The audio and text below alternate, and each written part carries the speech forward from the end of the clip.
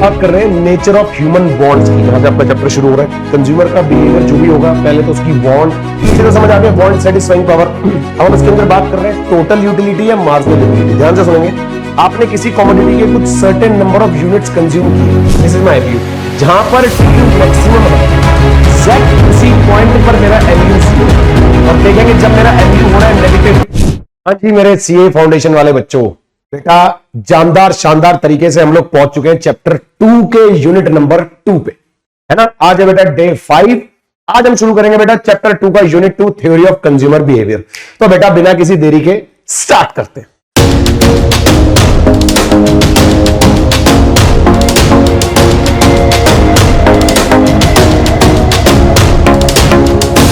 चलिए बेटा शुरू करते हैं चैप्टर हमारा थ्योरी ऑफ कंज्यूमर बिहेवियर। अब बेसिकली हमें कंज्यूमर के पॉइंट ऑफ व्यू से कुछ चीजें समझनी है, कुछ कंसेप्ट को समझना है अच्छे तरीके से, चाहे आपने पहले पढ़ा हुआ है नहीं पढ़ा हुआ, बेसिक से करेंगे बेटा बढ़िया से, ठीक है ना। तो चलिए बेटा लेट्स स्टार्ट।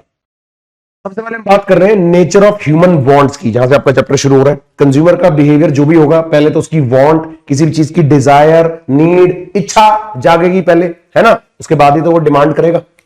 तो बेटा हमने पढ़ा था ना, डिमांड के लिए क्या क्या होना चाहिए, डिजायर होनी चाहिए, फिर उसके बाद विलिंगनेस होनी चाहिए, कैपेसिटी होनी चाहिए। तो यहां पर अभी हम किस पे बात कर रहे हैं, उसी डिजायर से रिलेटेड बात कर रहे हैं, है ना। तो देखो कोई भी अगर हमारे पास है डिजायर और अ मोटिव टू ओन और use the goods and services that give the satisfaction, है ना बेटा।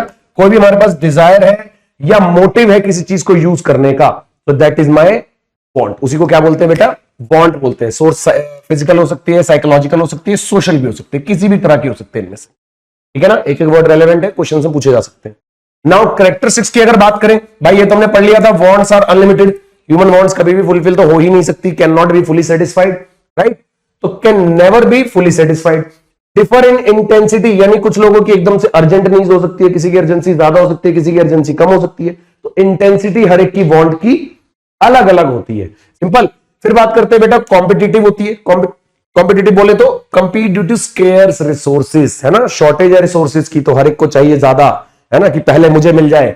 सब लोग लड़ते हैं हर जगह पे रिसोर्सेज के लिए कि कहीं खत्म ना हो जाए, राइट। तो स्कैरसिटी होने की वजह से वांट का एक और नेचर है कॉम्पिटिटिव होना, कि सब लोग चाहते हैं कि पहले उनको मिले, राइट। फिर बेटा कॉम्प्लीमेंट्री होता है, यानी कि need more than one good to satisfy. Sometimes हमें सिर्फ एक ही गुड से नीड सेटिस्फाई नहीं होती, हमें चाहिए होता है एक से ज्यादा, उसके साथ कोई अटैच गुड भी चाहिए होता है, समझ गए। अब टी की अगर हमें डिमांड है, टी से हमें सेटिस्फेक्शन मिलेगा, तो हमें साथ में शुगर भी चाहिए, गेटिंग द पॉइंट। तो कॉम्प्लीमेंट्री नेचर की होती है कि हमें एक से काम नहीं बनता, हमें उसके साथ कोई एक और चीज भी चाहिए होती है, तब हमारी वांट थोड़ी सेटिस्फाई होती है। सेटाइबल मतलब each want can be satisfied temporarily. वैसे हमने कहा कि अनलिमिटेड है, कैन नेवर बी सेटिस्फाइड, लेकिन टेम्परेली हो सकती है, कुछ टाइम के लिए हो सकती है ना। कुछ टाइम के लिए तो हो ही सकती है, फिर दोबारा राइज हो जाती है, फिर बढ़ जाती है demand, that is a different case. Subjective और रिलेटिव, यानी कि very by person, time and place. Person to person अलग हो सकती है, आपकी किसी चीज की डिजायर अलग होगी, मेरी अलग होगी, है ना। टाइम के हिसाब से, प्लेस के हिसाब से वांट चेंज होती रहती है। फिर बात करते हैं रेकरिंग। कोई ऐसा नहीं है कि एक ही बार होगी, चेंज होती रहेगी बार बार, और रेगुलर बेसिस पर होगी। Some wants repeat and others don't. कुछ ऐसे जो एक ही बार करी, बात खत्म होगी कहानी। कुछ ऐसे जो रेकरिंग नेचर की होती है, रेगुलर बेसिस पर होती है। फिर आता है कुछ हैबिट्स, कुछ ऐसी वांट्स होती है जो हमारी धीरे धीरे हैबिट्स बन जाती हैं, कैन बिकम द हैबिट्स और द कस्टम्स का पार्ट बन जाती है। फिर कुछ होती है जो इन्फ्लुएंस बाय इनकम होती है, टेस्ट, प्रेफरेंस, एड्स और सोशल नॉर्म्स। कुछ हमारी ऐसी वांट्स होती है जो इनसे इन्फ्लुएंस होती है, मतलब वैसे वांट या नीड नहीं है, लेकिन इनकम बढ़ गई तो नीड हो गई, है ना, तो वांट राइज हो गई। टेस्ट डेवलप हो गया, या फैशन में आ गई कोई चीज, या हम किसी एडवर्टीजमेंट से अफेक्ट हो गए, इंप्रेस हो गए, अट्रैक्ट हो गए, या कोई सोशल नॉर्म्स की वजह से हमें लगा कि हाँ इसकी तो जरूरत है। तो ये वांट्स के कुछ कैरेक्टरिस्टिक्स है बच्चों, क्लियर है। चलो आगे बढ़ते हैं। यूटिलिटी का मतलब क्या है, जनरली यूटिलिटी को हम क्या बोलते हैं, want satisfying power of a commodity. किसी भी कमोडिटी की जो भी वांट सेटिस्फाइंग पावर है, उसी को क्या बोलते हैं इकोनॉमिक्स की टर्म्स में, यूटिलिटी, है ना। तो इकोनॉमिक मीनिंग क्या है, वांट सेटिस्फाइंग पावर। आ गया psychological concept, not same as useful और मोरल वैल्यू। इसकी एक साइकोलॉजिकल कंसेप्ट है, कोई ऐसा नहीं कि कोई यूजफुलनेस है इसकी या कोई मोरल वैल्यू। यूटिलिटी वर्ड की खुद की कोई ऐसी बात नहीं है, ये एक साइकोलॉजिकल कंसेप्ट है कि आपको कोई चीज कंज्यूम करके कितना सेटिस्फेक्शन मिलता है, कोई कमोडिटी आपको कितना सेटिस्फेक्शन दे पाती है, दैट इज साइकोलॉजिकल। तभी हमने पढ़ा ना, want satisfying power of a commodity, तो ये साइकोलॉजिकल कंसेप्ट है, ठीक है जी। Subjective and relative like wants हम पढ़ चुके हैं कि पर्सन टू पर्सन डिफर कर सकती है, टाइम प्लेस के हिसाब से अलग अलग हो सकती है। सेम जैसे वांट है वैसे ही यूटिलिटी का भी फीचर है, ठीक है ना। नाउ अब हम बात करने जा रहे हैं बेटा टीयू और एमयू की। जो बच्चे पहली बार पढ़ रहे हैं सुन लेंगे ध्यान से। यूटिलिटी तो समझ आ गया, वांट सेटिस्फाइंग पावर। अब हम इसके अंदर बात कर रहे हैं टोटल यूटिलिटी या मार्जिनल यूटिलिटी। ध्यान से सुनेंगे, आपने किसी कमोडिटी के कुछ certain number of units consume किए, पहला यूनिट किया, दूसरा किया, तीसरा किया, चौथा किया, तो हर एक यूनिट से आपको कुछ ना कुछ सेटिस्फेक्शन मिला होगा, है ना, कुछ ना कुछ सेटिस्फेक्शन मिल रहा होगा एवरी टाइम जब आप कंज्यूम कर रहे हो, राइट। तो यहां देखते हैं एक बार टेबल में बेटा, इसमें देखते हैं एक बार, देखो जब 0 यूनिट था तो 0, ये तो कुछ है ही नहीं। जब आपने पहला यूनिट कंज्यूम किया तो आपको इससे 10 का सेटिस्फेक्शन मिला, 10 यूटिल्स का। ये हमेशा किसमें मेजर होती है utility?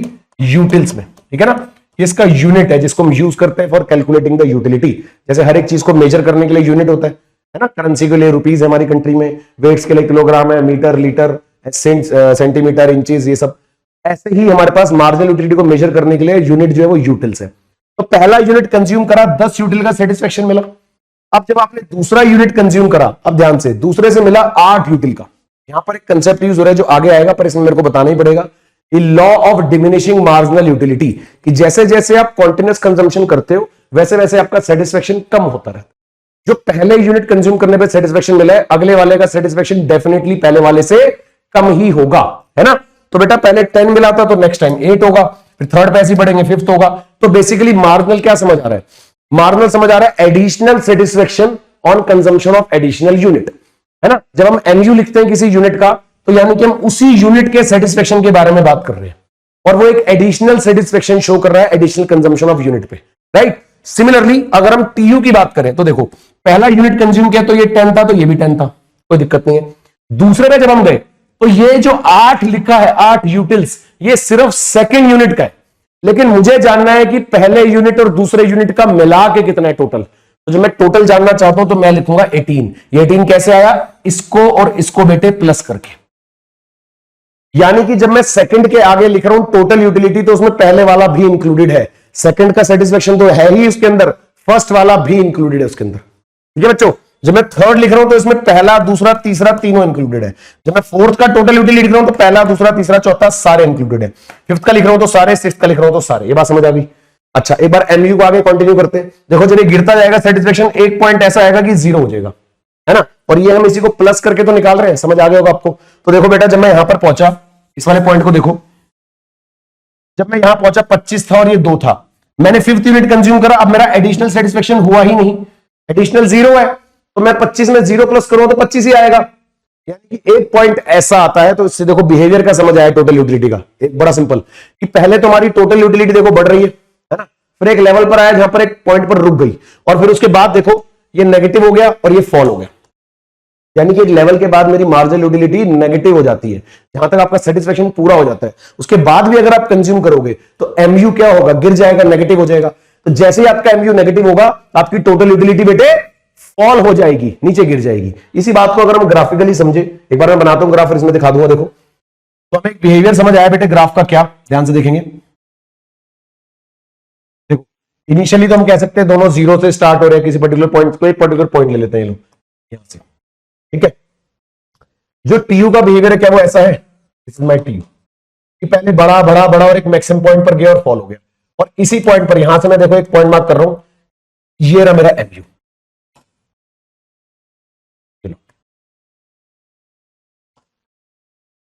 This is my MU, जहां पर टीयू मैक्सिमम है, एग्जैक्ट उसी पॉइंट पर मेरा एमयू 0 है। और देखेंगे जब मेरा एमयू हो रहा है नेगेटिव, तो टीयू का हो रहा है बेटा फॉल हो रहा है। जब एमयू नेगेटिव है तो टीयू फॉल हो रहा है। बात समझ आ गई? तो यही रिलेशनशिप हमने टेबल में पढ़ा। देखो जब ये फॉल हो रहा था कंटिन्यूअसली, टीयू बढ़ रहा था, है ना। जब ये मैक्सिमम पे पहुंचा तो ये 0 हो गया, जब टीयू फॉल हो गया तो ये नेगेटिव हो गया। यही सिंपल डायग्राम है और यही इनका रिलेशनशिप है। ये एग्जाम में पूछा जा सकता है कि when TU is at its maximum MU is 0, when TU is falling MU is negative. Simple है। चलो देखते हैं जल्दी से। तो ये हमने देखा टेबल बेटा, इसमें आगे चलते हैं जरा। ये लो, तो पहले तो रिलेशनशिप के बेसिस पर क्या मैं ये कह सकता हूं कि जो हम टीयू निकाल रहे थे, एमयू को प्लस करके निकाल रहे थे, इसलिए हम ऐसा लिख सकते हैं सिग्मा ऑफ एमयू। क्योंकि बेटा एमयू को प्लस करके तो निकाल रहा था मैं, एवरी लेवल पर मैं एमयू प्लस कर रहा था तो टीयू आ रहा था। तो we can say formula for TU is sigma MU, यानी एमयू को अगर प्लस कर दो तो टीयू आता है, सिंपल। और अगर मेरे को एमयू निकालना है टीयू की हेल्प से, तो मैं क्या लिखूंगा? TU N minus TU N minus 1। समझ आई वाली बात? बताता हूं भी, देखो कि अगर मेरे को किसी भी लेवल की मार्जिनल यूटिलिटी निकालनी है तो मैं उसी लेवल की टोटल यूटिलिटी उठाऊंगा और उसमें से उसकी प्रीवियस वाली टोटल यूटिलिटी माइनस कर दूंगा। क्या बोला बेटा, ये देखो अगर मेरे को यहां पर किसी भी लेवल का टीयू एमयू निकालना है, देखो क्या बोल रहा हूं, मान लो ये एमयू नहीं दिया हुआ, यहां पर भूल जाओ उसको, ये दिया हुआ है तो कैसे निकालोगे, 18 माइनस 10 आ जाएगा 8। मान लो ये नहीं दिया हुआ तो कैसे करोगे, 23 माइनस 18, ये नहीं दिया हुआ तो कैसे निकालोगे, 23 माइनस 25। तो क्या कर रहा हूं मैं, किसी भी लेवल का अगर मेरे को एमयू निकालना है तो उसी लेवल का टीयू ले रहा हूं मैं और उसमें से पहले वाला टीयू माइनस कर रहा हूं। सिंपल है। तो कोई भी लेवल का बेटे अगर आपको एमयू निकालना है तो उसी लेवल का आप टीयू उठाओगे और प्रीवियस वाला टीयू माइनस कर दोगे। ठीक है, चलो तो ये वाली बातें हमने पढ़ ली, जरा देखते हैं एक बार जल्दी से दोबारा से फटाफट से। हाँ भाई, तो ये पढ़ लिया हमने। ठीक है, रिलेशनशिप मैंने बता दिया, इनिशियली दोनों इक्वल होते हैं, जब टीयू इंक्रीज होता है डिक्रीजिंग रेट से MU is decreasing and remains positive, जब टीयू मैक्सिमम होता है तो एमयू 0 होता है, जब टीयू डिक्रीज हो जाता है तो एमयू नेगेटिव होता है। ये सारी बातें मैं आपको ग्राफ में दिखा चुका हूं, समझा चुका हूं, पढ़ा चुका हूं, दिमाग में उतार चुका हूं। आगे बढ़ते हैं। तो टोटल यूटिलिटी क्या है, sum of utilities from all the units consume. Definition, total utility का मतलब जितने भी आपने टोटल यूनिट्स कंज्यूम करे उनसे मिलने वाला टोटल सेटिस्फेक्शन। सिंपल है, ये फॉर्मूला हो गया। मार्जिनल क्या है, additional utility from consuming one more unit.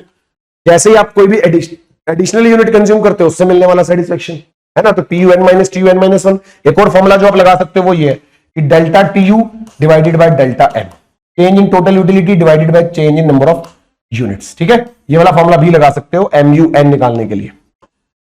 किसी भी लेवल का एमयू निकालने के लिए क्या करेंगे, जो टीयू का चेंज है वो ले लेंगे और जो नंबर ऑफ यूनिट्स का चेंज है वो ले लेंगे, जो जनरली 1 ही होता है, 1 का चेंज। सिंपल है। चलो नाउ वॉन्ट्स का क्लासिफिकेशन देखते हैं एक बार जल्दी से। भाई देखो 3 तरह की वॉन्ट्स हमने क्लासिफाई करी है। एक तो होती है हमारे पास नेसेसरीज, कंफर्ट्स और तीसरी होती है लग्जरीज। तो तीनों टाइप्स की वॉन्ट्स पता होने चाहिए। क्वेश्चन में आपको हो सकता है ये दे दे डिटेल इसकी मीनिंग और पूछेंगे कौन सी वाली वॉन्ट है, क्या नेसेसरी है, कंफर्ट का पार्ट है कि लग्जरी का पार्ट है। बहुत सिंपल है, देखिए नेसेसरी में क्या है, जो हमारे लिविंग और फंक्शनिंग के लिए जरूरी है वो नेसेसरी होती है ना। एग्जांपल है फूड, क्लोथिंग, शेल्टर, रोटी, कपड़ा, मकान, ये हमारे जीने के लिए जरूरी है। मेन चीज, सबसे मेन तो यही चाहिए, है ना। उसके बाद आता है कंफर्ट। जैसे हमारी नेसेसरीज पूरी हो जाते हैं तो हम कंफर्ट में जाना शुरू करते हैं।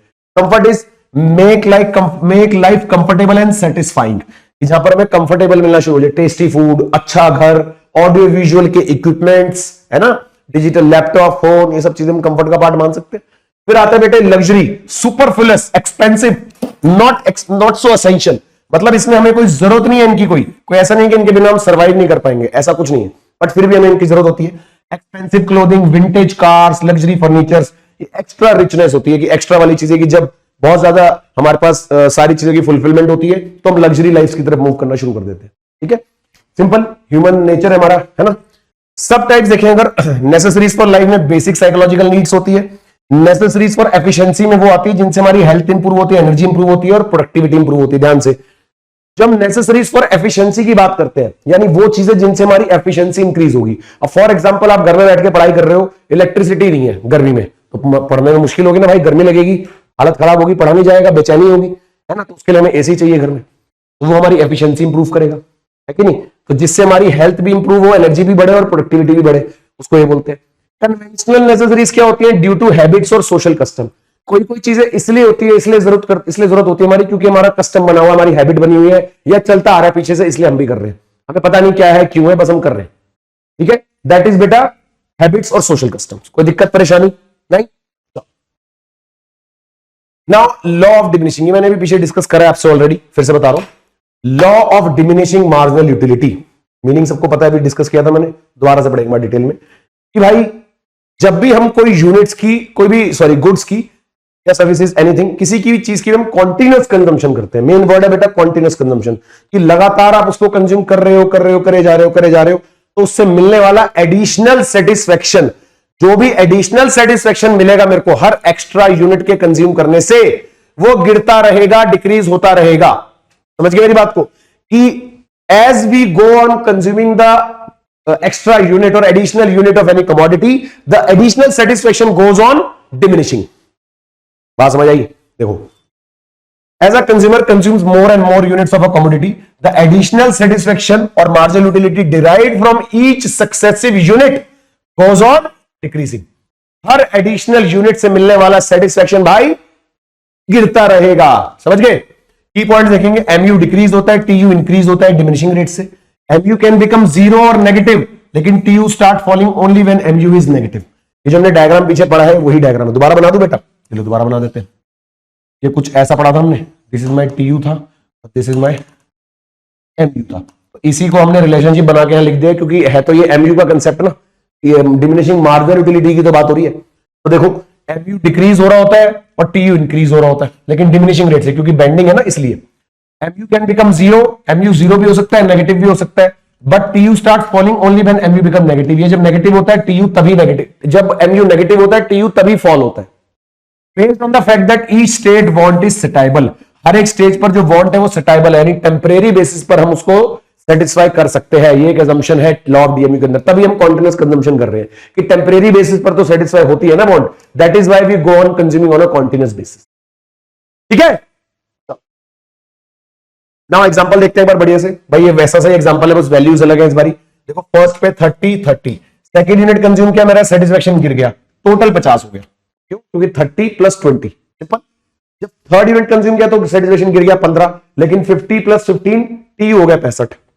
फिर फोर्थ यूनिट पे ये और गिर गया, लेकिन इसके अंदर प्लस करेंगे तो बढ़ेगा, है ना। ऐसे हम आगे बढ़ते जाएंगे। देखो डॉट डॉट की फॉर्म में 10-11 पे पहुंच गए, तो ये सेटिस्फेक्शन कुछ कुछ ऐसा हो जाएगा कि 1 पे पहुंच जाएगा, फिर नेगेटिव भी हो जाएगा। मतलब एक पॉइंट ऐसा आएगा कि ये बहुत गिर जाएगा और नेगेटिव तक पहुंच जाएगा। समझ गए मेरी बात? So this is the example of tea consumption, और we can say diminishing marginal utility के लिए शेड्यूल। समझ आ गई बात? ये वैसा सही है जो हमने पहले पढ़ा था, बस वैल्यूज अलग है। ठीक है, assumption क्या है बेटा इसके अंदर? मेन बात ये यहां से क्वेश्चन बन जाता है। मीनिंग तो चलो समझ आ गया।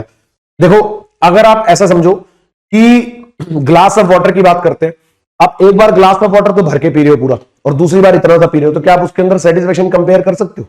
नहीं कर सकते। अच्छा, कल आपने ग्लास ऑफ वाटर पिया था सेम अमाउंट का, और सेम अमाउंट का आप आज पी रहे हो, क्या इन दोनों को कंपेयर कर सकते हो? नहीं कर सकते। तो यानी कि हमें कुछ assumptions इसके अंदर, कुछ बाउंडेशन, कुछ रेस्ट्रिक्शन, कुछ कंडीशंस लगानी पड़ेंगी, तभी हम इस लॉ की एप्लीकेबिलिटी को एक्सेप्ट कर सकते हैं। राइट, सबसे पहले कि यूनिट जो कंज्यूम हो रहे हैं वो आइडेंटिकल हो, एक जैसे, डिफरेंस नहीं होना चाहिए भैया, एक जैसे यूनिट कंज्यूम होने चाहिए, है ना। No change in consumer taste, habit और इनकम। कंज्यूमर की टेस्ट, हैबिट और इनकम में कोई चेंज नहीं होना चाहिए during the process of consumption. जब वो कंटिन्यूअसली कंज्यूम कर रहा है तो इसकी टेस्ट, हैबिट, इनकम में कोई चेंज नहीं होना चाहिए, सेम। फिर कॉन्टिन्यूअस कंजम्पशन, कोई गैप नहीं होना चाहिए बीच में, कॉन्टिन्यूअसली, है ना। Standard units consume, not too small और नॉट टू लार्ज, स्टैंडर्ड। जैसे ग्लास ऑफ वाटर जो स्टैंडर्ड ग्लास ऑफ वाटर होता है, ठीक है ना, बहुत छोटा भी नहीं बहुत बड़ा भी नहीं। Not applicable to money, gold और एडिक्टिव गुड्स। देखो यहां पर लॉ ऑफ डीएमयू फेल हो जाता है।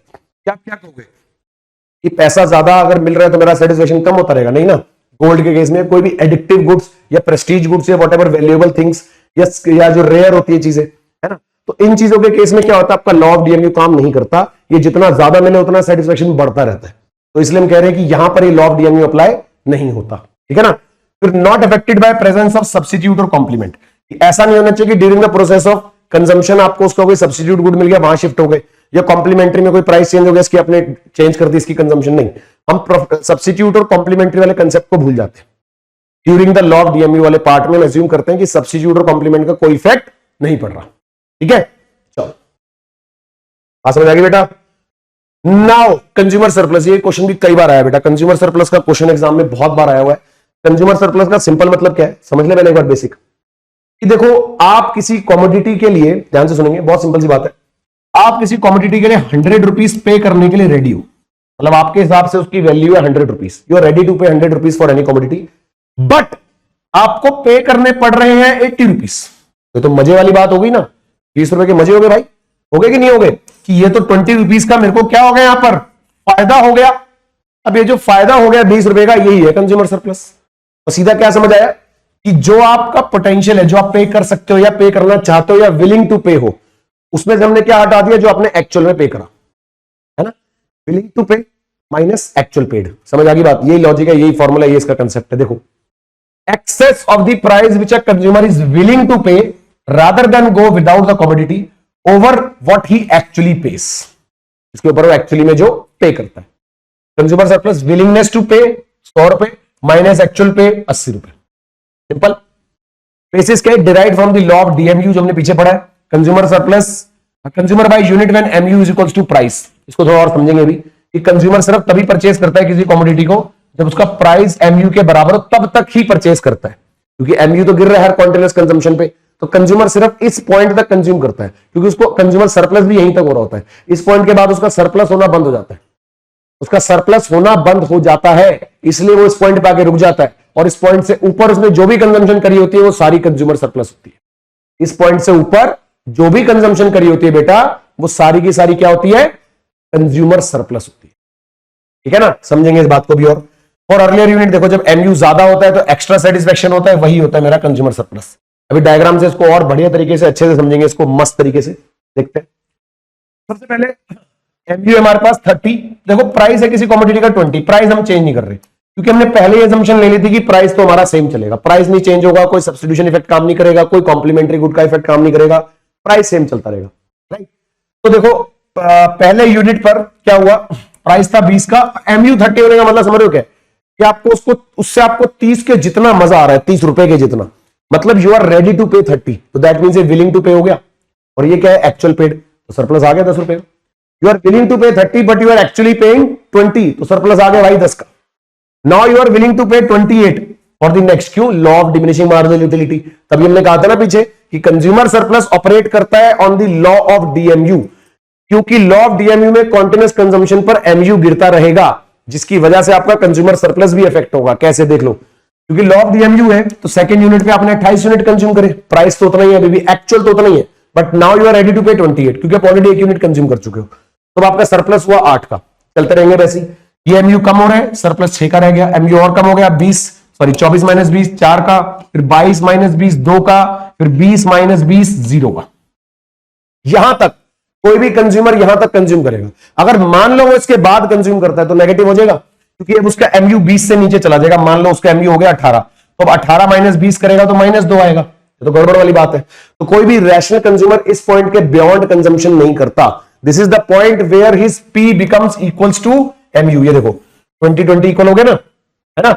और इससे ऊपर इसने जितने भी यूनिट कंज्यूम करे, यानी कि पहले के 5 यूनिट, छठे पे आके तो 0 है, पर पहले 5 यूनिट पर उसको ये हुआ है सारा कंज्यूमर सरप्लस। इन सबको अगर मैं टोटल कर दूं तो क्या आ जाएगा, consumer surplus which is 30 plus करके देख सकते हैं 30 आएगा। ठीक है ना, 6 4 10 और 10 और 2 12, 12 और 8 20, 20 10 30 का कंज्यूमर सरप्लस है 30 का।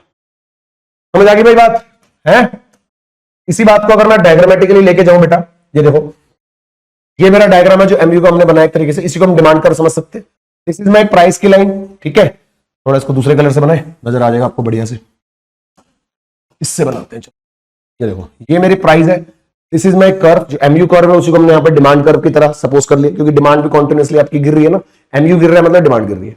तो ये जो प्राइस है इसके ऊपर आपकी जितनी भी चाहत थी पे करने की, आपको उससे कम पे करना पड़ रहा था।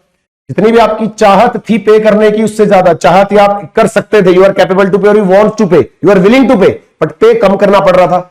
लेकिन जब आप इस पॉइंट पर आए तो आपने एग्जैक्ट इक्वल पे करा, तो यहां पर तो कोई सरप्लस नहीं हुआ। लेकिन ये जो पूरा ट्रायंगल बना ऊपर वाला बेटा, ये जो ऊपर वाला ट्रायंगल बना, this is my consumer surplus. कोई दिक्कत परेशानी शक शुभा शंका बता सकते हो? दिस इज कंज्यूमर सरप्लस, है ना, यही हुआ कंज्यूमर सरप्लस। ठीक है जी। तो डिमांड कर्व, ये देखो पहले तो यहां देख लो, डिमांड कर्व ही हमारा यहां पर मार्जिनल यूटिलिटी कर्व है। Consumer surplus is the area below the demand curve above the price line. पूरी लाइन देखो एरी। तो कंज्यूमर सरप्लस अगर आपसे क्या कहते हैं एमसीक्यू क्वेश्चन में ये भी पूछा जा सकता है from the point of view of graph कि कहां होता है कंज्यूमर सरप्लस, तो आप बोलेंगे below demand curve above price line there is a consumer surplus. Simple है बात कि भाई प्राइस लाइन के ऊपर और डिमांड कर्व के नीचे एग्जिस्ट करता है कंज्यूमर सरप्लस। ठीक है ना। तो प्राइस जैसे जैसे इंक्रीज होगा कंज्यूमर सरप्लस डिक्रीज होगा, है ना। ऐसे समझो ना, आप 30 रुपीज पे करने के लिए रेडियो पर एक्चुअल में प्राइस 20 है, अब मैं प्राइस बढ़ा के 22 कर दूं तो यहां पर आपका कंज्यूमर सरप्लस 10 था, लेकिन अगर प्राइस बढ़ गया तो सरप्लस 8 रह जाएगा। तो प्राइस बढ़ता है तो कंज्यूमर सरप्लस कम होता है, प्राइस कम होता है तो कंज्यूमर सरप्लस बढ़ता है। ठीक है। और देखते मेजर्स ऑफ इकोनॉमिक वेलफेयर पता लगता है इससे, price discrimination by the firms. समझो प्राइस डिस्क्रिमिनेशन कैसे, बड़ी इंपॉर्टेंट बात है। अगर आपको पता है कि कंज्यूमर सरप्लस में है तो थोड़ा बहुत प्राइस बढ़ा देंगे तो क्या ही बिगड़ेगा, वो तो तब भी सरप्लस में रहेगा। जैसे देखो ना, मैंने एग्जांपल लिया कि 30 वो पे कर सकता है, हम उससे ले रहे हैं 20, 22 ले लो। समझ मेरी बात भाई, 30 तो वो पे कर ही सकता है ना, हम उससे 20 ले रहे हैं तो 22 कर दो, तब भी उसको प्रॉफिट तो रहेगा ही। मतलब कंज्यूमर हमेशा ये देखता है, कोई भी कंज्यूमर, आप कोई भी कॉमोडिटी तब परचेस करते हो जितना आप उसकी वर्थ समझते हो, और उसके बराबर ही आपको प्राइस देना पड़ रहा है तो ठीक है। या उससे कम देना पड़ रहा है ना। आप वर्थ समझते हो किसी चीज की 500 रुपीज और आपको मिल जाए 300 में, तो मजा सा आ जाता है ना, दिल गार्डन गार्डन हो जाता है कि सर मैं तो सोच रहा था 500 की हुई चीज तो 300 की है, मजा सा आ जाता है सोच के, है ना। तो वो जो मजा है वही आपको उस चीज को कंज्यूम करने पे मजबूर करता है, क्योंकि आपको कंज्यूमर सरप्लस फील हो रहा होता है, आपको एक बेनिफिट फील हो रहा होता है, और वो बेनिफिट ही तो होता है कंज्यूमर सरप्लस। समझ गए? वो जो बेनिफिट है विलिंगनेस और एक्चुअल पेड के बीच का, वही तो है कंज्यूमर सरप्लस भाई। समझ गए मेरी बात को कि नहीं? तो कंज्यूमर सरप्लस का मतलब क्या है? और ऐसे केस में अगर प्रोड्यूसर को पता लग जाए कि भाई यहां तो कंज्यूमर को सरप्लस फील होता है, हमारे प्रोडक्ट की जो वैल्यू है कंज्यूमर के माइंड में, वो वर्थ जो है वो 500 की है, हम उससे 300 ले रहे हैं, तो काम करो इसको 400 कर दो। तो जरूरी है ये कंसेप्ट समझ आए, कहां एप्लीकेशन है इसकी, है ना। इन्वेस्टमेंट डिसीजन में काम आता है कॉस्ट बेनिफिट एनालिसिस निकालने में, कि कहां पर हमें कितना देना है पैसा और कितना एक्चुअल में देना पड़ रहा है, कितना हम दे सकते हैं, कितना वर्थ लग रही है और कितना एक्चुअल में लग रहा है। तो कहीं पर हमें कॉस्ट और बेनिफिट कैलकुलेट करना है तब, या फिर प्राइसिंग स्ट्रेटजीज फॉलो करनी है। प्राइसिंग स्ट्रेटजीज यही वाली बात होगी कि प्राइस कितना रखना है, तो आप एज अ प्रोड्यूसर किसी कमोडिटी का प्राइस कितना रखोगे, उसके लिए आपको कंज्यूमर सरप्लस का आइडिया होना चाहिए, पता होना चाहिए, है ना। टैक्सेशन पॉलिसीज में भी यूज होता है tax goods with high CS, जिसके अंदर कंज्यूमर सरप्लस ज्यादा है उनके ऊपर ज्यादा टैक्स लगा दो भाई, है ना। अगर कंज्यूमर सरप्लस ज्यादा हो रहा है तो ज्यादा टैक्स लगा सकती है ना गवर्नमेंट। गवर्नमेंट कह सकती है ना भाई ये तो सरप्लस में है पहले से ही, थोड़ा टैक्स दे देगा तो क्या ही जाएगा। समझ गए? मतलब आपके सरप्लस में होने का फायदा उठाया जा रहा है, सीधी सी बात, ठीक है ना। लिमिटेशंस क्या है इसकी? एक हाइपोथेटिकल सिचुएशन है, can not be measured accurately. अब ये 500 की फिगर मेरे माइंड में है, या ये भी हो सकता है कि कंज्यूमर टू कंज्यूमर डिफर करे, तो हाइपोथेटिकल है, क्या पता मेरे लिए उसकी वर्थ 500 किसी के लिए 200, तो उसको तो महंगा लगेगा 300 का, तो हाइपोथेटिकल है। MU of the money cannot be MU of the money not constant, Marshall assumed it is constant। जो MU of the money हम कांस्टेंट मानते हैं वो एक्चुअल में ऐसा है नहीं। मतलब हम जो मार्जिनल यूटिलिटी निकालते हैं ना उसको रुपये के इक्वेट करके, ऐसा जरूरी नहीं है कि 1 रुपी इक्वल टू 1 यूटिल हो, ये बात जरूरी थोड़ी है। पर मार्शल ने इसको सिर्फ एज्यूम करा हो, तो हम सिर्फ एजम्पशन बेसिस पर हम ये कंसेप्ट समझते हैं। मतलब असल में एक्चुअल में प्रैक्टिकल वर्ल्ड में ऐसा नहीं होता। Difficult for necessities, MU infinite हो जाएगा तो CS इनफाइनाइट हो जाएगा। मान लो मेरी मार्जिनल यूटिलिटी इनफाइनाइट हो गई तो कंज्यूमर सरप्लस इनफाइनाइट हो जाएगा, ऐसा थोड़ी हो सकता है। नेसेसिटीज के केस में जो चीज जरूरत की उसको तो मैं चाहे जितने मर्जी प्राइस पे मैं ले ही लूंगा, मेरे को वर्थ से क्या मतलब है, तो वहां तो मेरा कंज्यूमर सरप्लस इनफाइनाइट हो जाएगा, काम ही नहीं करेगा वहां पे। Affected by availability of the substitute, अगर मार्केट में सब्स्टिट्यूट है, हमने माना कि जैसे लॉ ऑफ DMU के अंदर माना था कि इफेक्ट नहीं होता, पर कंज्यूमर सरप्लस के केस में अगर प्राइस चेंज हुआ, देखो मैंने आपको कहा ना 20 से 22 हो गया, तो मान लो ये टी है तो मैं कॉफी की तरफ शिफ्ट कर जाऊंगा, मैं लूंगा ही नहीं इसको, फेल हो गया कंज्यूमर सरप्लस, है ना। Not applicable to prestige good diamond और एंटीक्स, इनमें नहीं मैटर करता, क्योंकि इसमें जितना महंगा है उतना अच्छा है। यहां पर हम कोई वर्थ वाली बात करते ही नहीं, यहां पर तो हम कहते हैं भाई चीज अगर पसंद आ गई तो तुम पैसे बताओ। प्रेस्टीज आइटम्स में तो हमें पैसों से मतलब ही नहीं है, हमें तो अपना स्टैंडर्ड ऑफ लिविंग मेंटेन करना है, प्रेस्टीज गुड्स लेना है, वेबलिन इफेक्ट, है ना। Utility can not be measured cardinally, modern critic जो कहते हैं कि यूटिलिटी को हम ये जो नंबर्स की बात कर रहे हैं ना बेटा, ये नंबर्स ये जो लिखा 30, 28, 26, हम एक्चुअली में यूटिलिटी को किसी नंबर्स में मेजर कर ही नहीं सकते। ये जो हमारी ऑर्डिनल यूटिलिटी अप्रोच है वो कहीं ना कहीं अनएक्सेप्टेबल मानी गई है कि हम किसी भी चीज से मिलने वाले सेटिस्फेक्शन को नंबर्स में मेजर नहीं कर सकते। हम रैंकिंग कर सकते हैं, जो आगे आएगा अभी, कि कम है सेटिस्फेक्शन या ज्यादा है, ये बता सकते हैं एक्चुअली में, लेकिन हम नंबर से मेजर नहीं कर सकते, ऐसा बहुत सारे इकोनॉमिस्ट का मानना है। ठीक है बेटा, चल यहां तक बात समझ आई। नाउ अब ये भी जो हमने बात बोली कि सेटिस्फेक्शन को हम नंबर्स में मेजर नहीं कर सकते, लेकिन रैंकिंग कर सकते हैं, जो कि ज्यादा एक्सेप्टेबल अप्रोच है। ज्यादातर इकोनॉमिस्ट ने यही बोला कि भैया सेटिस्फेक्शन को मेजर करना इज अ वेरी बेकार सी बात की है। कैसे हम ये थोड़ी बोलेंगे कि हमें कोई चीज कंज्यूम करके मेरे को 20 का सेटिस्फेक्शन मिल रहा है, 20 यूटिल्स का, मेरे को 25 यूटिल का सेटिस्फेक्शन मिल रहा है, ऐसा थोड़ी होता है। हाँ, हम ये जरूर बता सकते हैं कि मेरे को सेटिस्फेक्शन, मेरे को अच्छा लगा या खराब लगा, या थोड़ा अच्छा लगा थोड़ा खराब लगा, या ये चीज ज्यादा अच्छी लगी ये थोड़ी कम अच्छी लगी, ये बता सकते हैं। तो दैट इज रैंकिंग। तो उस रैंकिंग के कंसेप्ट में आता है indifference curve analysis. So first of all it is related to ordinal utility approach, not cardinal बेटा, it is related to ordinal utility approach. ठीक है, ये ऑर्डिनल यूटिलिटी अप्रोच है, कार्डिनल नहीं है। क्या है? ऑर्डिनल यूटिलिटी अप्रोच है बेटा। ठीक है जी। तो सबसे पहले तो कंसेप्ट किसने दिया था? हिक्स एंड एलन ने। क्या नाम पूछे जाते हैं ये सब इकोनॉमिस्ट के, है ना। जितने भी इकोनॉमिक्स के नाम वाले कंसेप्ट है मैं पहले बता चुका हूं, कॉपी बनाना शुरू कर दो, चैप्टर वाइज यूनिट वाइज नाम लिख लो, सबके एग्जाम में कोई भी आ जाता है। नाउ ऑर्डिनल यूटिलिटी का कंसेप्ट इन्होंने दिया था, measure satisfaction in order of preference. Order of preference बोले तो कौन सी चीज ज्यादा पसंद है, कौन सी कम पसंद है, कौन सी उससे कम पसंद है, ऐसे। Not in numbers. भैया नंबर्स में काम नहीं चलेगा। जो मार्शल की बात हो रही थी, कार्डिनल किसने दी थी? मार्शल ने। तो कार्डिनल का जो कंसेप्ट है, जो थ्योरीज है, उसको इसने मना कर दिया ना, कि नंबर्स में तो नहीं हो सकती, कम ज्यादा हो सकती है, ऑर्डर ऑफ प्रेफरेंस के हिसाब से हो सकती है। समझे? फिर uses indifference curve to analyse consumer behaviour, use of preference. मैंने कहा ना कि अब इसके अंदर जो ये ऑर्डर ऑफ प्रेफरेंस है, इसको समझाने के लिए इसने किसका यूज किया? इसको इस्तेमाल किया, इंडिफरेंस कर्व। ठीक है ना? नाउ इसमें assumptions क्या है? सबसे पहले तुम्हारा कंज्यूमर जो है वो रैशनल है। Consumer is a rational consumer बोले तो कि वो एवरेजली बिहेव करता है, जैसे कि जनरल रूल्स होते हैं, जैसे कि सब बिहेव करते हैं जनरली वैसा। उसका कोई अलग से चॉइस नहीं है कि भाई मैं, मेरे लिए तो एक कम रैंक वाला, मेरे लिए तो ज्यादा रैंक वाला नहीं। जो एवरेजली बिहेवियर है इकोनॉमी में सबका, वो भी वैसे ही बिहेव करता है, रैशनल, है ना? तो chooses more preferred bundles over less preferred. हमेशा एक रैशनल कंज्यूमर की चॉइस कैसे होती है? जो ज्यादा प्रेफर्ड वाले बंडल से उनको पहले चूज करेगा, लेस प्रेफरेंस वालों को बाद में चूज करेगा। राइट? ऑर्डिनल यूटिलिटी हम पढ़ चुके हैं कि रैंक कर सकता है, न्यूमेरिकल टर्म्स में मेजर नहीं कर सकता, पर रैंकिंग कर सकता है, but can not measure satisfaction quantitatively, numerically नहीं कर सकता। ट्रांजिटिविटी होती है यहां पर। अगर आपको ए बी से ज्यादा पसंद है और बी सी से ज्यादा पसंद है, कॉमोडिटी की बात कर रहा हूं नलायको, अगर ए बी से ज्यादा पसंद है और बी कॉमोडिटी सी कॉमोडिटी से ज्यादा पसंद है, तो दैट मींस आपको ए कॉमोडिटी सी से ज्यादा पसंद होगी। ठीक है? कॉमोडिटीज, गुड्स एंड सर्विसेज की बात कर रहा हूं।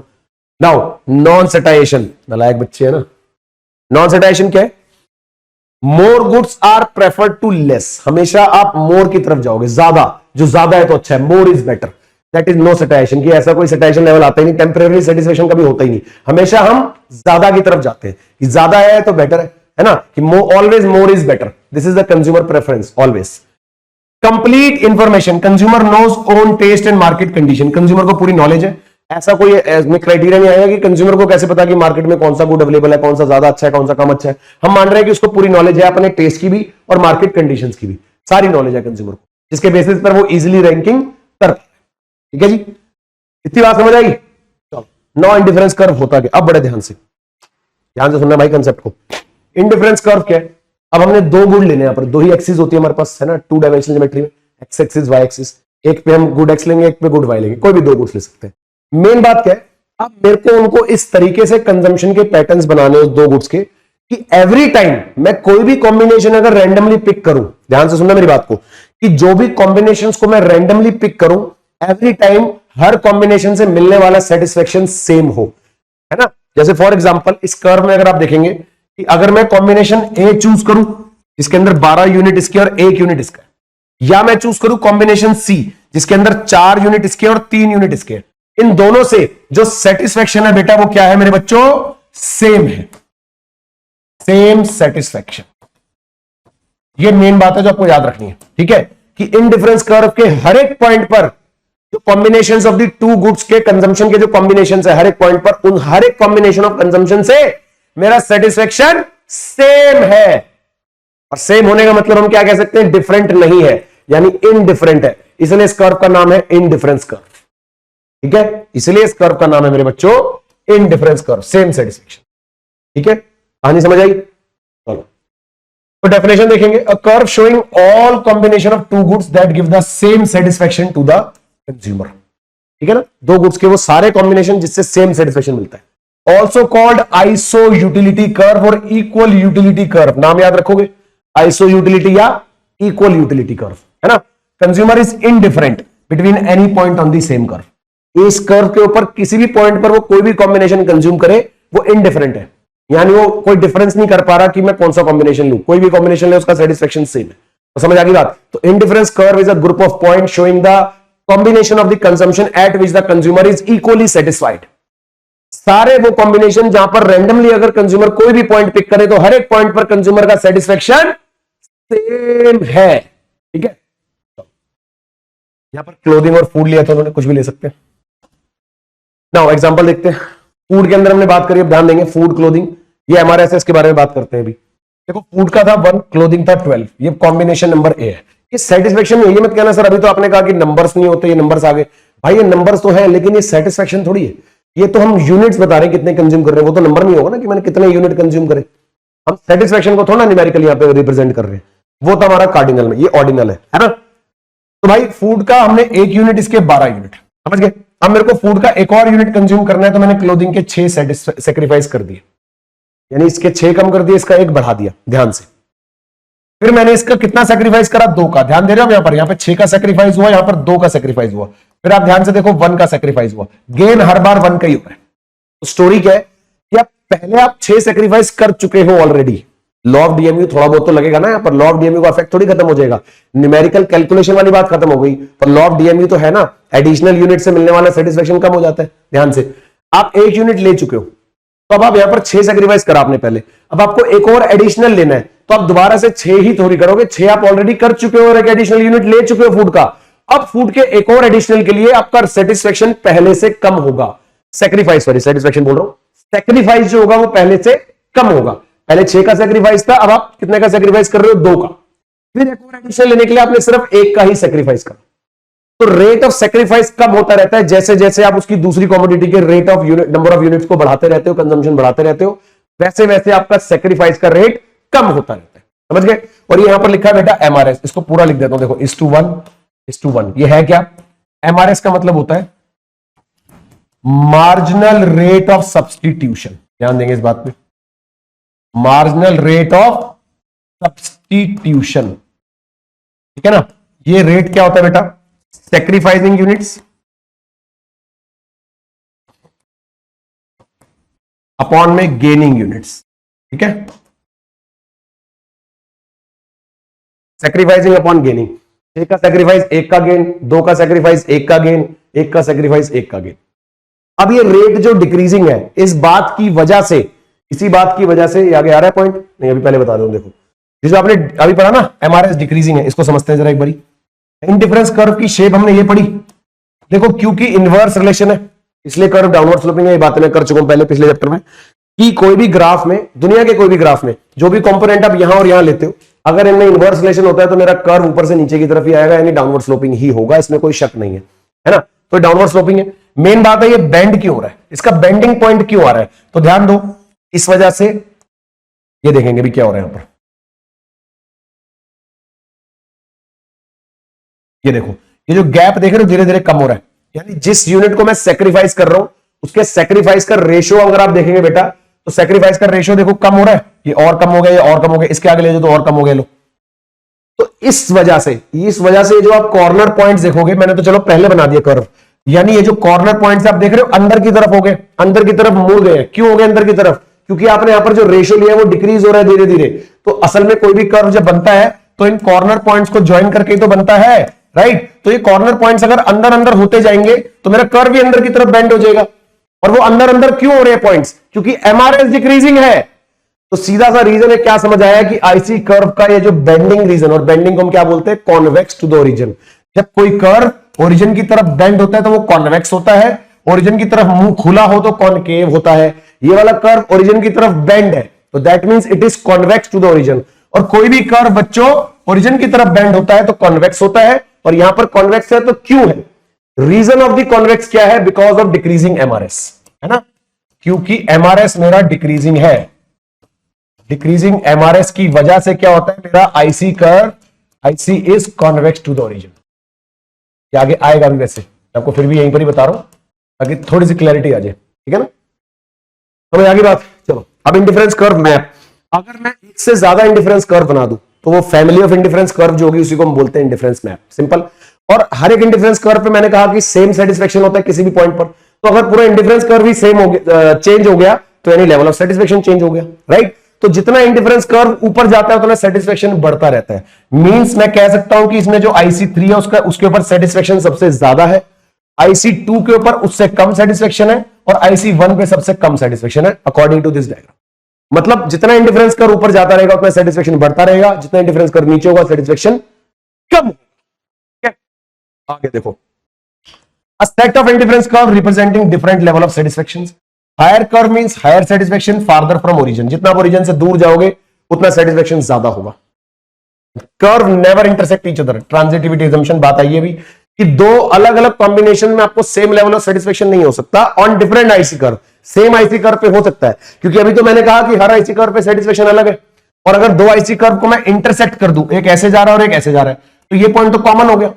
तो या तो आपको सेटिस्फेक्शन ज्यादा हो रहा होगा या कम हो रहा होगा। ये थोड़ी कि ज्यादा भी हो रहा है कम भी हो रहा है। एक ही टाइम पर सेटिस्फेक्शन ज्यादा होगा या कम होगा, दोनों एक साथ नहीं होंगे। इसलिए हम कहते हैं two IC curve will never intersect each other. ठीक है, मार्जिनल रेट ऑफ सब्स्टिट्यूशन मैंने आपको बता दिया, अब देख लेते हैं जल्दी से, है ना। Rate at which consumer is willing to give up the good Y for an extra unit of good X keeping satisfaction constant.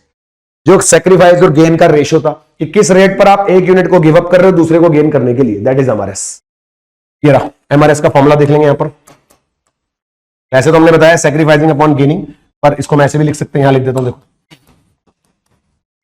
MUX divided by MUY। कितना आपको एक यूनिट से सेक्रीफाइस करना पड़ रहा है, कितना आपको एक यूनिट से मार्जिनल यूटिलिटी मिल रही है, डिवाइडेड बाय दूसरे से जो मार्जिनल यूटिलिटी मिल रही है वो। ठीक है, डिमिनिशिंग एमआरएस मतलब as the consumer gets more of X, जितना उसको एक्स ज्यादा मिलेगा, willingness to give up Y decreases. अगर, क्योंकि हमने स्टार्टिंग में बात पढ़ी थी consumer always goes for more, more is better, है ना। तो अगर वो एक्स को ज्यादा कंज्यूम करेगा तो वाई को गिव अप करने के चांसेस और विलिंगनेस ज्यादा होगी, है ना। जो भी चीज उसको ज्यादा मिल रही है वो उसी तरफ जाएगा, दूसरे को गिव अप ज्यादा करेगा। तो curve is convex to the origin, मैं आपको बात कर चुका हूं। तो curve is convex to the origin because of diminishing MRS या डिक्रीजिंग एमआरएस, कुछ भी कह सकते हैं। ठीक है, एमआरएस के डिमिनिशिंग होने की वजह से मेरा कर्व ओरिजिन की तरफ बेंड हो जाता है। समझ गए बात को, सिंपल है। नाउ वाई डिमिनिश, और समझते हैं इसको।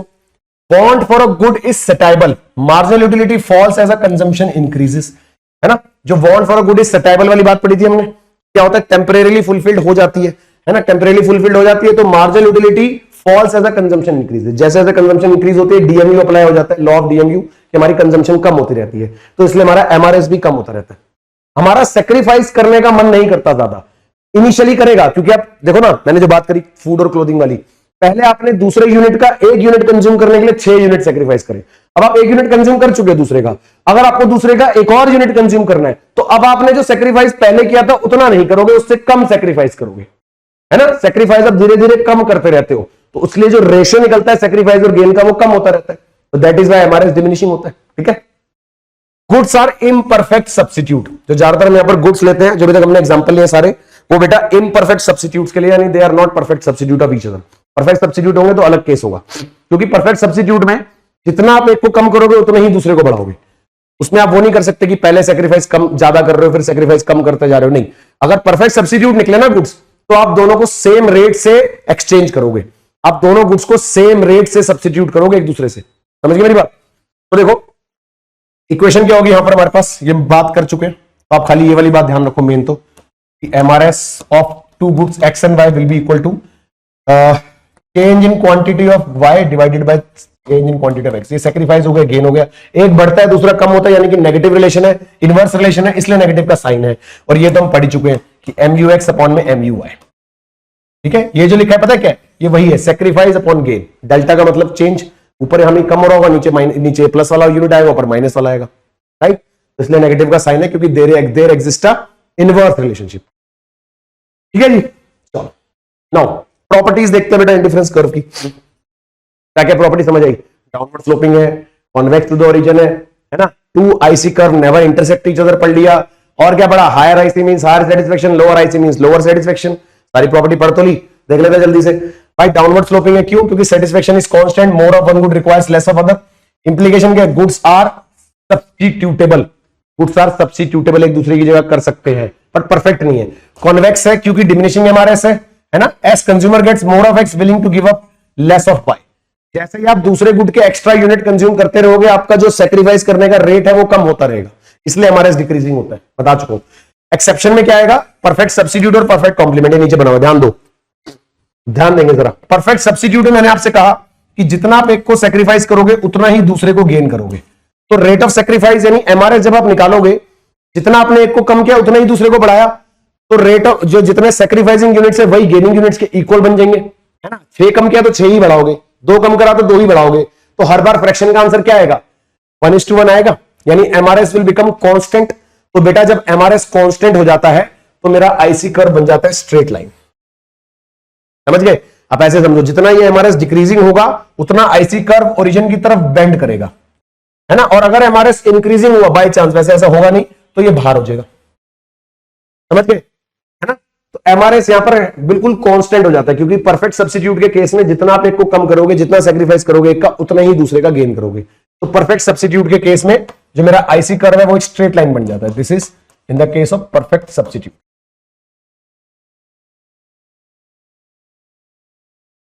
और वहीं अगर मैं आपसे बात करूं परफेक्ट कॉम्प्लीमेंट्री गुड्स की बेटा,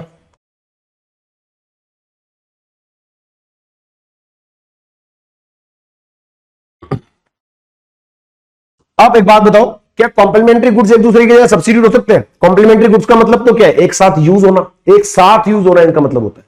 तो यानी इनके अंदर रेट ऑफ सब्स्टिट्यूशन होगा ही नहीं, जीरो होगा। क्यों? कार की जगह थोड़ा पेट्रोल यूज कर लोगे, कॉम्प्लीमेंट दोनों साथ में यूज होंगे ना। तो अभी मैंने आपको एक बात समझाई थी कि एमआरएस जितना डिक्रीज होता रहता है ओरिजिन की तरफ बेंड होता रहता है, और डिक्रीज हो गया तो और बेंड हो गया, और डिक्रीज हो गया तो और बेंड हो गया। बात समझे मेरी? तो कहने का मतलब इतना ज्यादा बेंड हो गया कि मेरे आईसी कर्व का पॉइंटेड फिगर बन गई। पॉइंटेड फिगर मतलब maximum bending point of IC curve which becomes in eventually it becomes L shape curve. IC curve मान लो यहां पर एक रबर बैंड था और मैंने इसको ऐसे स्ट्रेच करा, तो इसकी प्रॉपर जो बेंडिंग पॉइंट होगा वो यहां पे आके खत्म होगा, है ना? मतलब एमआरएस जीरो। तो एमआरएस जीरो के केस में मेरा कॉम्प्लीमेंट्री गुड्स का जो आईसी कर्व है वो एल शेप बनता है। क्लियर है? आगे देखते हैं, प्रॉपर्टीज में हमने ये पढ़ लिया, डायग्राम बता दिया बेटा। आगे देखते हैं और क्या, नेवर इंटरसेक्ट मैंने बता दिया। टू आईसीज नेवर इंटरसेक्ट, क्योंकि एक आईसी, हर एक आईसी का लेवल ऑफ सेटिस्फेक्शन अलग होता है। इंटरसेक्ट कर देंगे तो सेम टाइम पर ज्यादा और कम हो जाएगा satisfaction, which is not possible, है ना? Why would imply same satisfaction at different levels? Logically impossible. Higher curve पे higher satisfaction होता है ना? फिर higher curve higher satisfaction बता दिया आपको। Why more is better? Non-satiation assumption. Do not touches the x-axis. कभी भी हम ये नहीं मानते, क्योंकि अगर एक्सेस पे टच करके मान लो किसी पे भी, तो हम ये मान लेते हैं कि किसी एक्सेस सेटिस्फेक्शन मिल ही नहीं रहा, जीरो है ना? आप जीरो यूनिट कंज्यूम कर रहे हो, ऐसा नहीं होगा कभी भी, है ना? Consumer prefer both goods not only one. कभी भी ऐसा नहीं होगा कि आप सिर्फ एक ही यूनिट कंज्यूम कर रहे हो, किसी भी एक्सेस पे टच करके तो नंबर ऑफ यूनिट जीरो हो जाएंगे एक के, तो ऐसा कभी होता ही नहीं। इसलिए IC curve will never touch any of the axes. This is also a property. ठीक है बच्चों, अब बात करते हैं बेटे बजट लाइन की। नाउ जब हम इंडिफरेंस कर्व पढ़ रहे हैं तो हमने कहीं पर भी अपनी इनकम की बात नहीं करी, हमने सिर्फ बात करी सेटिस्फेक्शन की। एक बात बताओ, डिफरेंट डिफरेंट कॉम्बिनेशन हमने बताए कि हम इतने यूनिट इसके लेंगे, इतना सेक्रीफाइस करेंगे, उसको इतना गेन करेंगे, फिर उसको सेक्रीफाइस थोड़ा कम कर देंगे, फिर इसका एक गेन कर लेंगे, ये सब पढ़ रहे हैं हम उसमें। पर हम उसमें ये नहीं बात कर रहे कि वो जो कॉम्बिनेशन हम डिफरेंट डिफरेंट बना रहे हैं अपने सेटिस्फेक्शन को सेम रखने के लिए, क्या हम उन कॉम्बिनेशन को परचेज भी कर सकते हैं कि नहीं? क्या वो हमारी औकात में भी आते हैं कि नहीं आते? क्या हमारे पास उतनी इनकम भी है कि नहीं है? राइट? तो उस कंसेप्ट को लाने के लिए हमने इंट्रोड्यूस करा बेटे बजट लाइन। तो बजट लाइन क्या बताता है? आपके पास कितनी इनकम है और आप उन्हीं दो कमोडिटीज में जिनके आपने सेटिस्फेक्शन से रिलेशन इंडिफरेंस कर्व बनाया है, उन्हीं दोनों कमोडिटीज के ऊपर अगर मैं पैसा किस तरीके से स्पेंड कर सकता हूं, यानी कि अपनी लिमिटेड इनकम, पहले बता दी असम्पशन, इनकम लिमिटेड है, अपनी लिमिटेड इनकम को उन दोनों कमोडिटीज को किस किस तरीके से स्पेंड कर सकता हूं। और अब यहां पर सेटिस्फेक्शन के बारे में बात नहीं होगी, सिर्फ डिस्ट्रीब्यूशन ऑफ इनकम की बात होगी कि दोनों का जो भी प्राइस है उसके अकॉर्डिंग आप अपनी लिमिटेड इनकम को कैसे स्पेंड कर सकते हो, किस किस तरीके से उन दोनों कमोडिटीज पे स्पेंड कर सकते हो। That is budget line. Satisfaction के बारे में बात नहीं होगी। जब हमने इंडिफरेंस कर्व के बारे में बात करी तो हमने अपने इनकम के बारे में बात नहीं करी, इनकम और डिस्ट्रीब्यूशन ऑफ प्राइसेस ये वो कुछ नहीं करा। ऐसे ही जब हम बजट लाइन की बात करेंगे तो हम सेटिस्फेक्शन की बात नहीं करेंगे, हम सिर्फ इनकम और उसके डिस्ट्रीब्यूशन की बात करेंगे according to the prices of the commodities. समझ गए? तो सबसे सिंपलेस्ट एग्जांपल लूं पहले इसको समझने के लिए। देखो दो कमोडिटीज है, सबसे सिंपल एग्जांपल लेते हैं पीएक्स पीवाई। सबसे सिंपल एग्जांपल हम लेते हैं कि दोनों का प्राइस है 1 रुपी, बहुत सिंपल, और आपके पास है 10 रुपीज टोटल, है ना? हमने कॉम्प्लेक्स क्यों करना है, मैं तो कंसेप्ट समझना है। राइट? 10 रुपीज टोटल है, दोनों कमोडिटीज का प्राइस है 1 रुपी 1 रुपी। तो बेटा किस किस तरीके से आप इन दोनों पे स्पेंड कर सकते हो? सिंपल, या तो मैं 10 के 10 रुपए इस पे कर दूं, इस पे एक भी नहीं करूंगा, या 9 इस पे करूंगा, इस पे मैं कितना करूंगा 1, इस पे 8, इस पे 2, इस पे 7, इस पे 3, इस पे 6, इस पे 4, इस पे 5, इस पे 5, इस पे 4, इस पे 6, इस पे 3, इस पे 7, इस पे 2, इस पे 8, इस पे तो मेरा 1, इस पे 9, इस पे 0, इस पे 10। ये होंगे सारे पॉसिबल कॉम्बिनेशन। इधर मैं क्या कर रहा हूं, अपना 1-1 रुपया कम करता जा रहा हूं, उधर 1-1 रुपया बढ़ाता जा रहा हूं। और ये गिवन कंडीशन में कि आपके पास 10 रुपीज है और दोनों का प्राइस 1 रुपी है, क्या इनके अलावा और कोई कॉम्बिनेशन होगा? यही होगा ना। और आपने ध्यान दो किसी भी कॉम्बिनेशन में सेटिस्फेक्शन की बात नहीं करी, सिर्फ किस किस तरीके से आप अपने इनकम को दोनों कमोडिटीज पे स्पेंड कर सकते हो इस बारे में बात करिए। सेटिस्फेक्शन से कोई मतलब नहीं है। तो बेटा वैसे तो मैं यहां पर एमआरएस नहीं निकालता, एमआरएस इंडिफरेंस कर्व का है, पर अगर आप उस लॉजिक को यूज करो, सेक्रीफाइस और गेन वाले लॉजिक को, तो देखिएगा जितना पैसा आप एक जगह कम कर रहे हो उतना ही बढ़ा रहे हो, जितने पैसे को आप एक जगह कम कर रहे हो उतना ही बढ़ा रहे हो दूसरी जगह। तो अगर मैं एक लाइन, एक ग्राफ बनाने की कोशिश करूं और यहां पर 0 0 वाला पॉइंट भी है, यानी एक्सेस को टच करने वाली बात भी आ गई, है ना? तो जब सेम रेशियो होता है, अभी मैंने समझा था ना कि वो सेक्रीफाइस वाला और गेन वाला रेशियो अगर सेम हो जाए तो मेरी लाइन स्ट्रेट हो जाती है।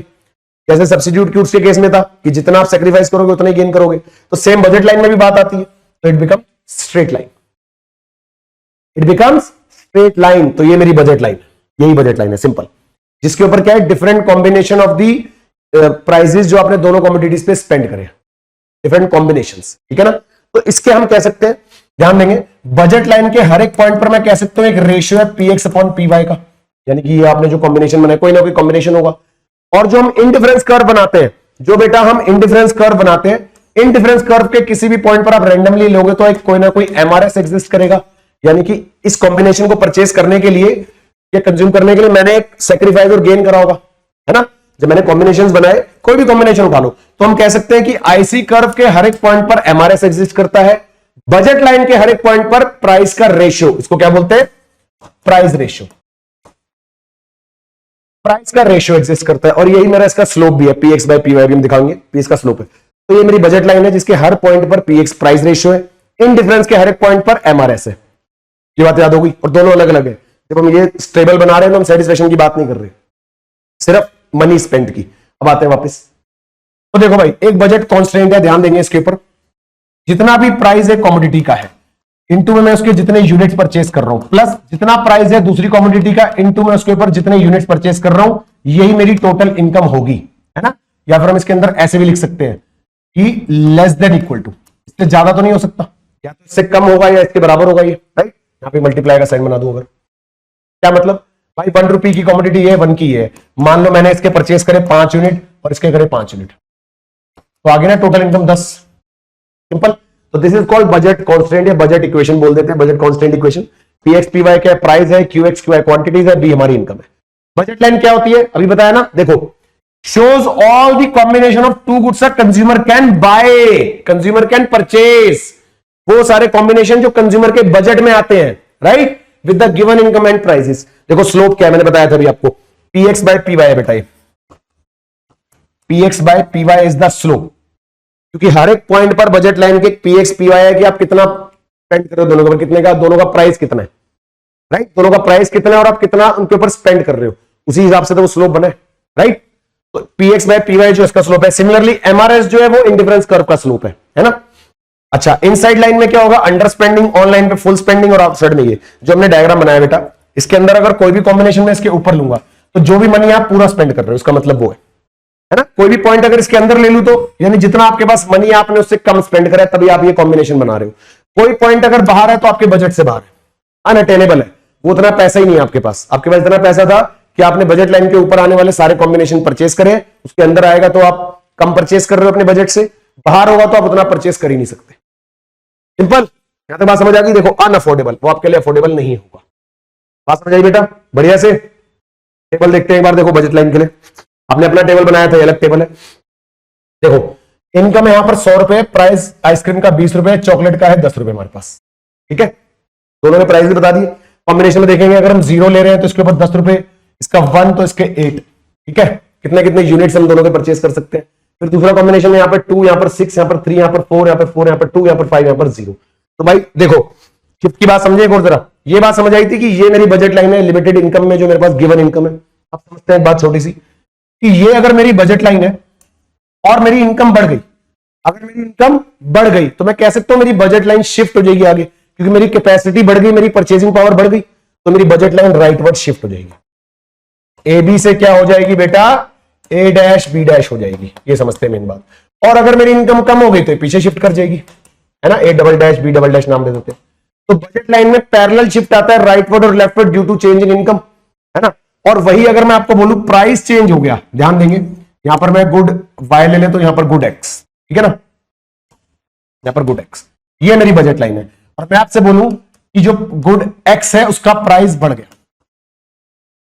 तो जिसका प्राइस बढ़ गया अब आप उसको कम परचेस कर सकते हो, तो ये इस तरफ से पीछे शिफ्ट करेगी, ऐसे वाला शिफ्ट आएगा देखो, क्योंकि इस तरफ रोटेट करेगी, वहां से चेंज नहीं होगा, उसका तो प्राइस चेंज नहीं होगा ना। सिमिलरली अगर मैं बोलूं ये कमोडिटी सस्ती होगी तो ये ऐसे शिफ्ट मारेगा, गेटिंग द पॉइंट। सेम उसके साथ होगा वाई वाले के साथ, गुड वाई, है ना। अगर वाई वाली कमोडिटी का प्राइस जो है हमारे पास गिर गया तो आप उसको ज्यादा परचेस कर सकते हो, ऐसे रोटेट करेगी, प्राइस गिर गया तो ऐसे रोटेट करेगी, सिंपल। ये रोटेशन इन बजट लाइन है। अच्छा जी, अब हमने बजट लाइन को और इंडिफरेंस कर्व को अलग अलग तो पढ़ लिया। अगर मैं दोनों को मिला दूं, ये मेरा इंडिफरेंस कर्व और this is my budget line, तो बेटा जहां पर ये दोनों मिलते हैं, the point at which they meet,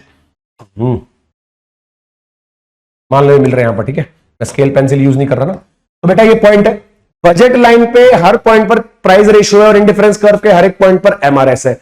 लेकिन ये वो पॉइंट है, ध्यान दो, जहां पर बजट लाइन का एमआरएस, सॉरी, इंडिफरेंस कर्व का एमआरएस बजट लाइन के पीएक्स बाय पीवाई रेशियो के बराबर हो गया। And this is the situation of consumer equilibrium, क्योंकि ये वो कॉम्बिनेशन है जो उसके आईसी कर्व पे भी आता है, जो कंज्यूमर के लिए प्रेफरेबल है कॉम्बिनेशन, और प्लस वो उसके बजट में भी है। बजट लाइन को टच करने का मतलब क्या है, उसके बजट में भी है, राइट, उसके बजट में भी तो फॉल करेगा कि नहीं करेगा, गेटिंग द पॉइंट। अच्छा, अब आप कहो कि सर अगर हम ऐसे बना दे तो, ये लो कि सर ये वाला केस कौन सा है कि बजट लाइन दो जगह कट कर रही है, क्या दोनों जगह इक्विलिब्रियम होगा? ध्यान से, हम सिर्फ एक टेंजेंट वाले पॉइंट को ही लेते हैं, दोनों जगह नहीं लेते। अगर हम इन दोनों पॉइंट पे देखें तो दोनों पॉइंट पर एमआरएस पीएक्स पीवाई के इक्वल है, तो अकॉर्डिंग टू द एक पहली कंडीशन जो होती है उसके हिसाब से तो दोनों हो गए इक्विलिब्रियम, पर नहीं, इसके ऊपर एक और इंडिफरेंस कर्व बनाया जा सकता है ना जो टेंजेंट होगा, तो इस पे हायर होगा। भाई मेरा सेटिस्फेक्शन भी तो ज्यादा होना चाहिए, तो दोनों कंडीशन है कंज्यूमर इक्विलिब्रियम के लिए। पहली तो ये है, मैंने आपसे अभी डिस्कस करी, ये तो मेरे को IC1 में दिख रही है, यहां पर दिख रही है ना कि दोनों जगह कट कर रहा है, तो अगर मैं सिर्फ पहली कंडीशन पढ़ूं तो मैं कहूंगा दोनों जगह इक्विलिब्रियम है, पर नहीं, दूसरी इक्विलिब्रियम जो एडिशनल है वो क्या है कि सेटिस्फेक्शन भी हायर होना चाहिए। तो अगर आप सेटिस्फेक्शन हायर की बात करोगे बेटा, तो हायर सेटिस्फेक्शन तो IC1 पे है ही नहीं, हायर तो IC2 पे। सेटिस्फेक्शन भी तो ज्यादा होना चाहिए, IC1 से ज्यादा सेटिस्फेक्शन तो IC2 पे होगा। तो यानी कि सिर्फ एक टेंजेंट, अगर मैं इन दोनों कंडीशंस को एक साथ फुलफिल करने की कोशिश करूंगा तो वो सिर्फ एक ही पॉइंट मिलेगा मेरे को, दो नहीं हो सकते, राइट, क्योंकि अगर मैं इससे ऊपर जाऊंगा तो वो टच करेगा ही नहीं, इससे नीचे लाऊंगा तो दो कट कर जाएंगे, तो एक ही पॉइंट ऐसा होगा जहां पर हायर भी होगा सेटिस्फेक्शन और उसके बजट में भी होगा, दो नहीं हो सकते। Getting the point? तो this is the point of consumer equilibrium, जहां पर दोनों की दोनों कंडीशंस फुलफिल हो रही है। प्राइस इफेक्ट भी बताया आपको, इनकम इफेक्ट बता दिया, कंज्यूमर इक्विलिब्रियम बता दिया, ठीक है जी। जयराम जी की करते, जयराम जी की बढ़िया से। लो भाई, ये वाला यूनिट भी भाई खत्म। तो भाई जानदार, शानदार और जबरदस्त बेटा, बहुत बढ़िया तरीके से यूनिट कर दिया खत्म। कमेंट करके जरूर बता देना बेटा मजा आया कि नहीं आया, ठीक है ना, मजा आ गया होगा डेफिनेटली, जोरों शोरों से तैयारी चल रही है, फोड़ देंगे बेटा एग्जाम को, ठीक है। चलो भाई, मिलते हैं नेक्स्ट वीडियोस में, तब तक के लिए मेरे बच्चों keep learning, keep shining, keep rocking, all the best, bye bye, see you.